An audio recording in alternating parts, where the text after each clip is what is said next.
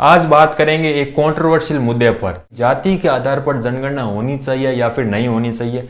इसके क्या क्या आर्ग्यूमेंट है और पूरा क्या इश्यू है, इसको समझते हैं आज के इस वीडियो में।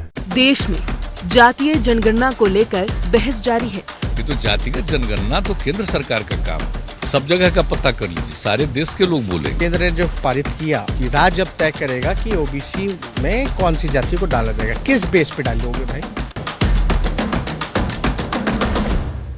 प्रॉब्लम ये है कि भारत में ओबीसी के कोई डेटा नहीं है, जबकि एसटी और एससी के डेटा है।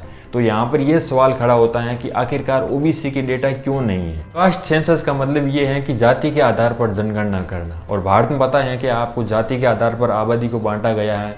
तो 1931 तक तो कास्ट बेस्ड सेंसस करवाई गई थी, लेकिन 1941 को ब्रिटिश गवर्नमेंट ने इसको बंद कर दिया, लेकिन इसके बाद में भारत सरकार ने वापस शुरू कर दिया। तो 1951 से लेकर 2011 तक एसटी और एससी के डेटा काउंट किए गए थे, और इसके साथ साथ में अलग अलग धर्म, लैंग्वेज और सोशल इकोनॉमिकल स्टेटस के भी डेटा थे, लेकिन ओबीसी के डेटा यहाँ पर कलेक्ट नहीं किए गए थे। ओबीसी की जनगणना क्यों नहीं काउंट की गई है, इसको समझने के लिए हमें कुछ हिस्टोरिकल फैक्ट्स को समझना पड़ेगा।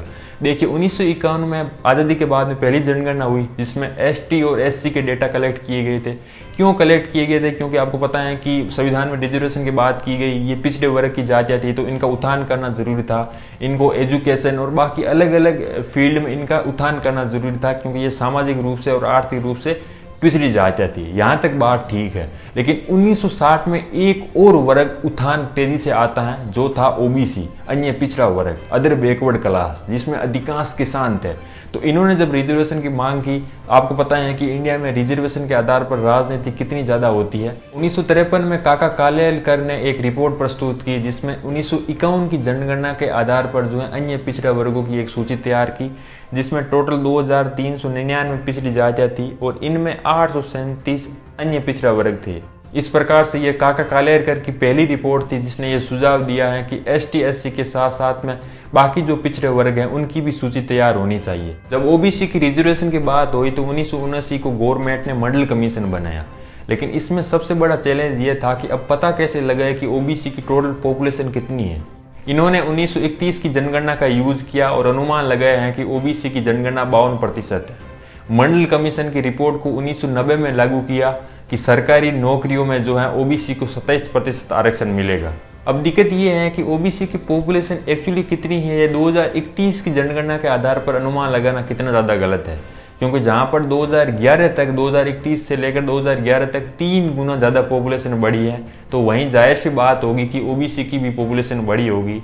या फिर कई ऐसी रिपोर्ट्स भी है जिन्होंने बताया है कि ओबीसी की पॉपुलेशन कम है। जैसे स्कूल रजिस्ट्रेशन डेटा के अनुसार ओबीसी की टोटल पॉपुलेशन 45% है, और 2007 में एनएसएसओ के सर्वे के अनुसार 41% है।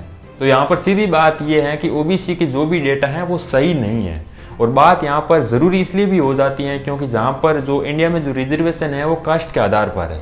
देखिए, रिजर्वेशन पर आप और मेरे अलग अलग मत हो सकते हैं कि किस आधार पर होना चाहिए, लेकिन इंडिया में अभी कास्ट के आधार पर रिजर्वेशन है। तो जब कास्ट के आधार पर रिजर्वेशन है तो फिर जनगणना क्यों नहीं? 2018 में पहली बार होम मिनिस्टर राजनाथ सिंह ने एसटी एससी के साथ में ओबीसी की भी जनगणना करवाने की बात कही, लेकिन सरकार ने बाद में अपने फैसले को बदल लिया।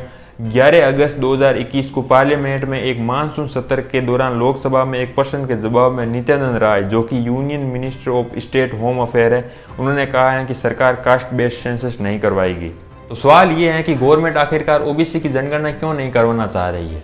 तो इसके पीछे के रीजन एक्सपर्ट्स दो बताते हैं। पहले तो ये है कि जब ओबीसी की जनगणना होगी तो इसमें बदलाव आना स्वाभाविक है। जब ओबीसी की जनसंख्या ज़्यादा बढ़ेगी तो ये लोग और रिजर्वेशन की मांग करेंगे, तो यहाँ पर एक रिजर्वेशन का मुद्दा उठेगा, देश में आंदोलन होंगे, यहाँ पर अशांति भी हो सकती है। और दूसरा रीजन है वोट बैंक। इंडिया में आपको पता ही है कि रिजर्वेशन के नाम पर वोट बैंक की पॉलिटिक्स कितनी अधिक होती है, ये तो आप भली भांति जानते हो। अब ऐसा नहीं है कि ओबीसी के नाम पर वोट बैंक नहीं होती है, भली भांति होती हैं और ढंग से होती है, लेकिन जब एक्चुअल डेटा पता चल जाएगा तो यहाँ पर और अधिक वोट बैंक होगी, जो कि सही नहीं है। अब ऐसा नहीं है कि केवल प्रेजेंट मोदी गवर्नमेंट ही कास्ट सेंसस के खिलाफ है, बल्कि बाकी गवर्नमेंट भी इसको नहीं करवाना चाह रही थी।